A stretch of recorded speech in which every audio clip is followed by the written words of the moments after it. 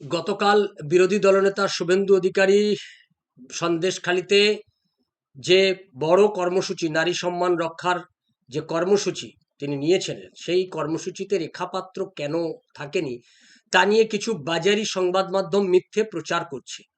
সেই বাজারি সংবাদ মাধ্যমের মিথ্যে প্রচারের আপনারা বিভ্রান্ত হবেন না। রেখা পাত্র তিনি ঠিক কি অবস্থায় আছেন, মেডিকা হাসপাতালে তিনি ভর্তি গত 25 তারিখ থেকে, গত মাসের। সেই রেখা পাত্র গতকালের সেই সমাবেশ তিনি কোথায় ছিলেন, কি অবস্থায় ছিলেন সেটা একটু দেখে নিন।